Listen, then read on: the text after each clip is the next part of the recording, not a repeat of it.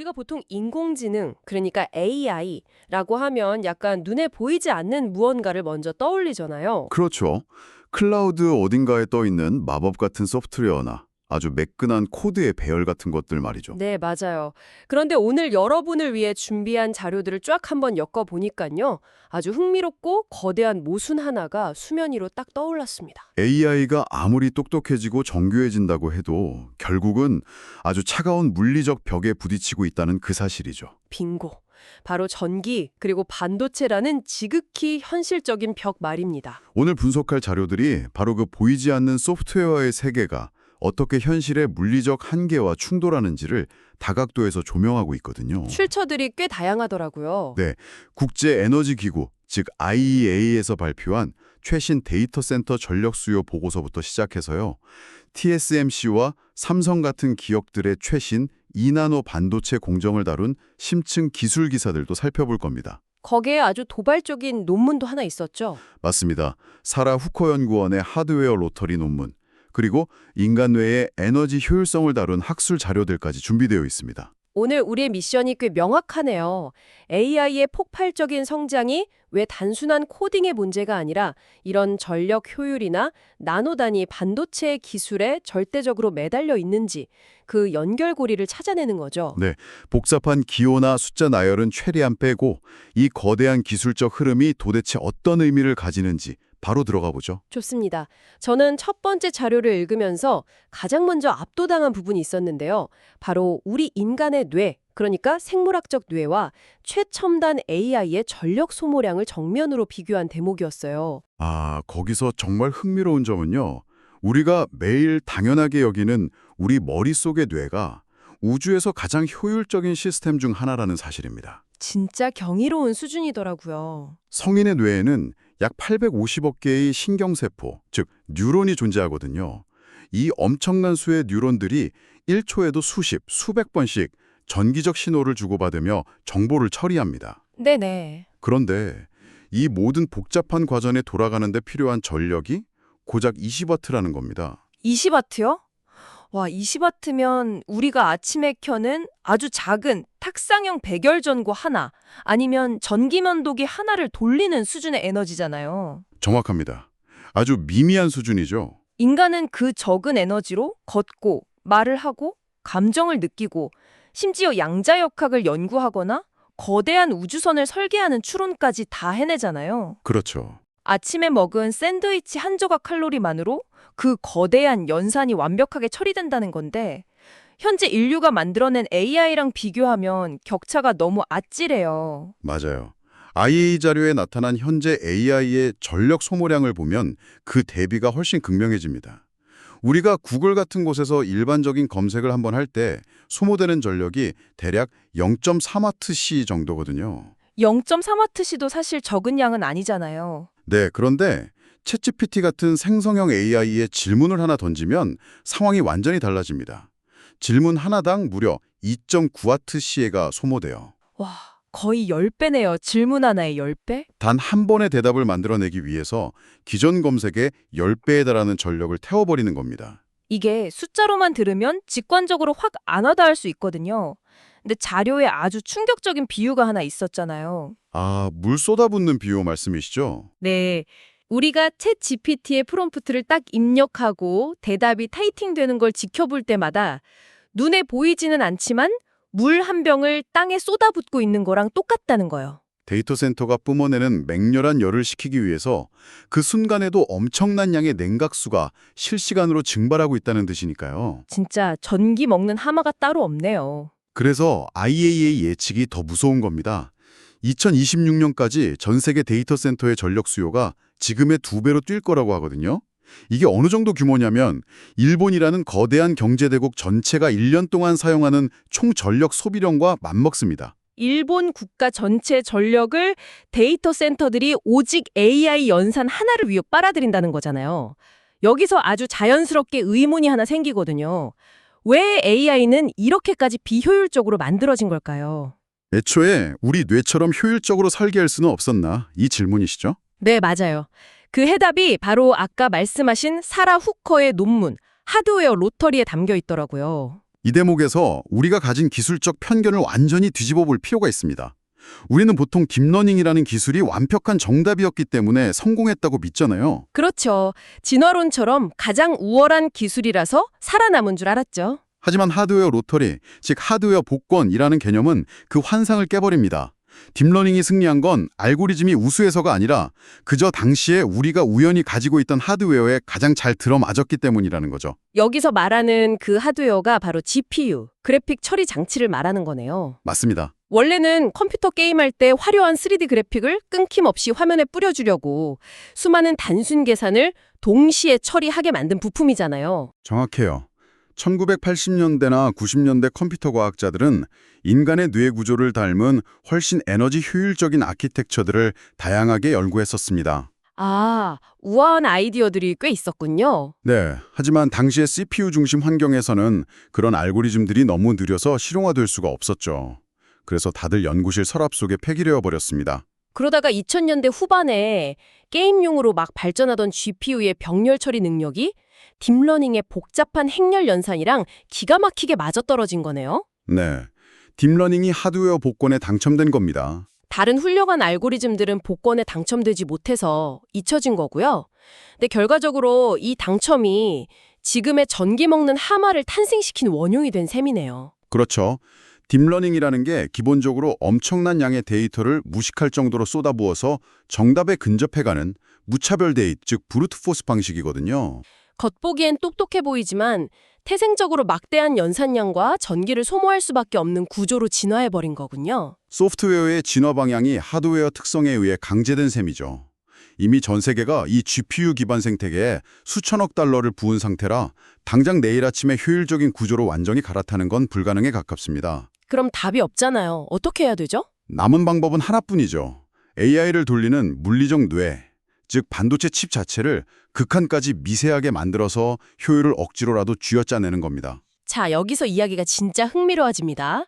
바로 그 유명한 2나노 공정 하드웨어 전쟁이 등장하는 순간이네요. 머리카락 굵기의 수만 분의 1, 그 원자 몇 개 크기에 불과한 나노미터의 세계 말입니다. 반도체를 미세하게 만들면 전자가 이동하는 거리가 짧아지니까 계산 속도도 빨라지고 전력 소모도 확 줄어들게 되는 거잖아요. 이론적으로는 완벽하죠. 그래서 지난 10여 년간 반도체 업계에는 핀패치라는 3차원 입체 구조를 써왔습니다. 전류가 흐르는 채널이 상어 지느러미, 핀 모양이라서 핀펫이죠. 네, 이 기술 덕분에 스마트폰이 비약적으로 발전할 수 있었거든요. 그런데 회로선 폭이 2나노 수준으로 극한까지 좁아지면서 이 핀펫 기술이 치명적인 양자 역학적 한계에 부딪혔습니다. 트랜지스터가 너무 작아지다 보니까 전류 흐름을 통제하는 문, 그러니까 게이트를 꽉 닫았는데도 전자가 벽을 뚫고 슬금슬금 새어나가는 현상이 심해진 거잖아요. 맞아요. 전자가 통제를 벗어나 버리는 양자 터널링 현상이죠. 문을 닫았는데도 전기가 샌다면 연산을 안 할 때도 배터리를 갉아먹고 엄청난 열을 뿜어낸다는 뜻이니까 AI 칩으로서는 진짜 치명적이겠네요. 누설 전류를 못 잡으면 2나노 공정은 아무리 작게 만들어봐야 발열 때문에 칩이 타버리거나 전력 소모가 오히려 더 커집니다. 그래서 사활을 걸고 도입한 구원투수가 바로 GAA, 게이트 오로라운드 기술입니다. 제가 이 GAA 기술 자료를 읽으면서 단번에 이해가 쏙 되는 이미지를 하나 떠올렸거든요. 바로 수도관 비유입니다. 주도관이요? 흥미롭네요. 기존의 핀펫 방식은 위쪽이랑 양옆 이렇게 딱 3면만 막혀 있고 바닥은 뚫려 있어서 물이 줄줄 새는 낡은 수도관이었던 거예요. 전자를 물이라고 치면 문을 닫아도 뚫린 바닥으로 물이 계속 새어나가서 낭비가 심했던 거군요. 그렇죠. 그런데 2나노부터 도입되는 이 GAA 기술은 전류가 흐르는 채널을 게이트가 사면에서 아주 완벽하게 둥글게 감싸주는 겁니다. 사방을 꽉 잡아버리는 구조네요. 네, 사방을 빈틈없이 꽉 잡아버리니까 물 한 방울, 아니 전자 하나도 자기 마음대로 새어나가지 못하게 통제력이 극대화되는 아주 기가 막힌 구조인 거죠. 물이 새지 않는 수도관이랄까요? 진짜 찰떡 같은 비유입니다. 전류를 사면에서 통제한다는 건 결국 효율의 극대화를 의미하거든요.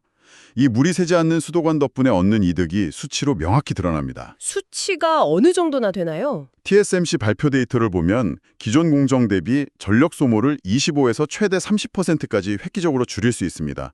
반대로 같은 전력을 쓰면 속도를 10에서 15%더 끌어올릴 수 있고요. 와, 30% 절감이면 AI 데이터 센터가 쓰는 그 어마어마한 전기요금을 생각할 때 말 그대로 조 단위의 돈을 아껴주는 거네요. 그래서 전 세계 반도체 기업들이 이 2나노 GAA에 목숨을 거는 겁니다.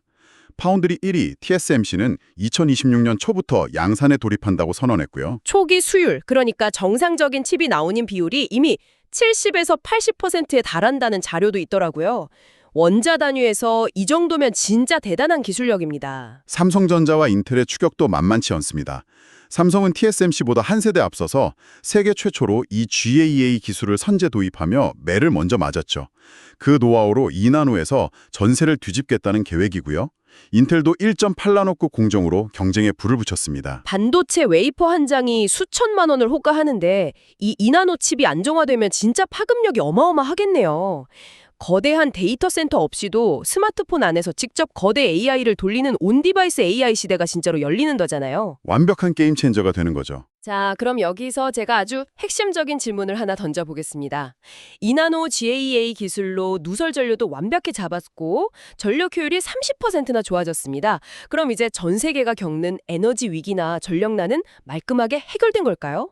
이 대목에서 더 큰 그림을 그려보자면 안타깝게도 현실은 정반대의 궤적을 그립니다. 네. 효율이 좋아졌는데 왜 정반대인가요? 경제학에 제본스의 역설이라는 아주 뼈아픈 개념이 있거든요.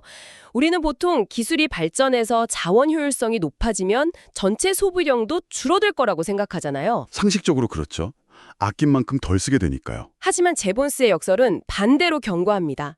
효율이 높아져 비용이 싸지면 오히려 수요가 폭발적으로 늘어나서 궁극적인 전체 소비량은 급증하게 된다는 겁니다. 아, 듣고 보니까 완전 인간의 본성을 찌르는 말이네요.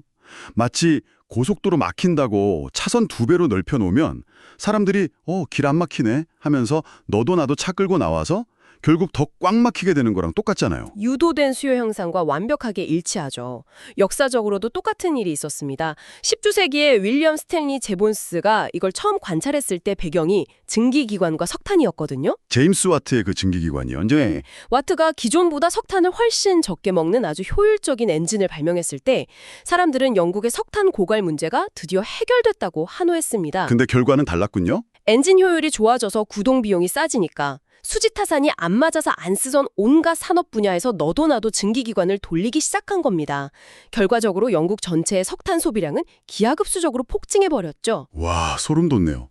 19세기의 석탄과 엔진 이야기가 지금의 2나노 칩과 AI 연산에 그대로 적용된다는 말씀이잖아요. 정확합니다. 빅테크 기업들이 전기를 30% 아꼈다고 해서 자, 이제 전기를 아꼈으니 발전소를 끄고 지구를 지키자. 이럴 리가 없잖아요. 당연히 안 그러죠. 오히려 아낀 30%의 여유를 다 긁어 모아서 기존보다 2배, 3배 더 거대한 AI 모델을 훈련시키는 데 쏟아 부을 겁니다. 게다가 스마트폰, 자율주행차, 심지어 집안의 냉장고까지 모든 기기에 AI가 들어가게 되면 기기 하나당 전력은 줄었을지 몰라도 지구 전체의 전력 소비 총합은 그야말로 폭발해버리는 겁니다. 진짜 효율성의 배신이네요. 소프트웨어의 비효율을 메우려고 나노 단위의 기적 같은 칩을 만들었는데 그게 오히려 더 큰 소비를 부추기는 괴물을 키우고 있었다니. 우리는 결국 효율 개선만으로는 빠져나올 수 없는 거대한 에너지 덫에 갇혀 있는 상황입니다. 자, 그럼 이게 대체 우리에게 무슨 의미일까요? 이건 더 이상 실리콘밸리 엔지니어들만의 기술적인 고민이 아니잖아요. 핵심은 이겁니다. 이제 AI 발전, 그러니까 지능의 크기는 얼마나 코딩을 잘하느냐 하는 소프트웨어만의 문제가 아닙니다. 물리적인 문제가 된 거군요. 네, 국가나 기업이 얼마나 많은 전기를 끌어올 수 있느냐, 그리고 얼마나 최첨단 반도체 인프라를 확보할 수 있느냐는 물리적이고 지정학적인 문제가 되었습니다. 에너지 정치가 곧 지능 정치가 된 시대로 진입한 거죠. 그래서 최근 마이크로소프트나 아마존 같은 곳이 재생에너지 투자를 넘어서 아예 막대한 돈을 들여 소형 모듈 원전, SMR을 개발하거나 원자력 발전소를 통째로 가동하려고 혈안이 된 거네요. 맞습니다. 데이터 센터 하나 돌리려고 원전이 필요한 시대니까요. 지능의 크기가 곧 에너지 인프라의 크기로 결정되는 겁니다. 오늘 이 복잡한 이야기를 듣고 나니까 일상이 완전히 다르게 보입니다. 여러분이 아침에 일어나서 스마트폰 AI한테 날씨 묻고 이메일 초안 써달라고 하는 그 1초 남짓한 순간 있잖아요. 네. 그 이면에서는 수만 대의 2나노 칩이 맹렬하게 열을 뿜고 있고 냉각수가 폭포처럼 쏟아지며 그걸 감당하려고 수십억 달러짜리 원전 건설과 반도체 전쟁이 실시간으로 벌어지고 있다는 거잖아요. 우리가 무심코 누리는 편리함의 거대한 청구서인 셈이죠. 여러분은 이 눈에 보이지 않는 거대한 에너지 소비와 환경적 비용을 감수하고라도 AI의 편리함을 계속 선택하시겠습니까? 한 번쯤 멈춰서서 진짜 깊게 고민해봐야 할 문제 같아요. 기술이 일상에 스며들수록 이런 물리적 비용을 인식하는 건 너무나 중요한 일이 될 겁니다. 좋습니다. 오늘 짚어본 뼈대를 가볍게 정리해볼까요? 우리는 단 20W만으로 모든 걸 해내는 기적의 인간 뇌와 막대한 전기를 먹는 AI를 대조해봤고요. 그 뿌리에 있는 하드웨어 록터리라는 우연도 짚어봤습니다. 새는 전력을 잡기 위한 물이 새지 않는 사면 수도관, 즉 2나노 GAA 기술도 아주 흥미로웠죠. 네, 하지만 효율성이 오히려 소비의 폭발을 부른다는 제번스의 역설 때문에 AI 혁명이 결국 거대한 에너지와 지정학적 전쟁의 늪으로 빠져들고 있다는 사실까지 완벽하게 소화했습니다. 흐름을 아주 훌륭하게 정리해 주셨네요. 마무리를 지으면서 오늘 다룬 자료들의 한계를 훌쩍 넘어서는 완전히 새로운 생각거리 하나를 여러분께 던져드리고 싶습니다. 오, 기대되는데요. 지금까지 논의를 완전히 뒤집을 만한 질문인가요? 우리는 지금 수백억 달러를 들여 데이터 센터를 짓고 원전까지 세워가며 무기물인 이 실리콘 칩에 에너지를 쏟아붓고 있잖아요. 그렇죠. 엄청난 돈과 전기를 갈아놓고 있죠. 하지만 정작 지구상에서 가장 완벽한 지능인 인간의 뇌는 샌드위치 한 조각, 20W로 그 모든 걸 우아하게 해냅니다. 그렇다면 진정한 기술의 궁극적인 지향점은 거대한 데이터 센터나 미세 반도체 공정이 아닐 수도 있습니다. 그럼 뭐죠? 무기물인 실리콘을 완전히 버리고 인간의 생물학적 뇌 구조를 그대로 모방한 유기체 컴퓨터를 만드는 건 아닐까요? 실리콘을 버린다고요? 네. 실제로 최근에 뇌세포를 배양해 만든 미니뇌, 이른바 오가노이드를 칩처럼 연결해서 연산에 활용하는 웨트웨어 컴퓨팅 연구가 꽤 진지하게 진행되고 있습니다. 와, 세포를 배양해서 컴퓨터를 만든다는 거네요? 언젠가는 우리가 차가운 반도체 공장이 아니라 따뜻한 배양 접시 위에서 약간의 포도당을 먹이며 다음 세대의 AI를 키워내게 될지도 모릅니다. 배양 접시 위에 유기체 AI, 여러분의 생각은 어떠신가요? 와, 진짜 머리를 한 대 맞은 기분이에요. 내내 차가운 실리콘이랑 전기 얘기만 하다가 마지막에 생물학과 포도당으로 넘어가 버리니까 엄청난 충격이네요.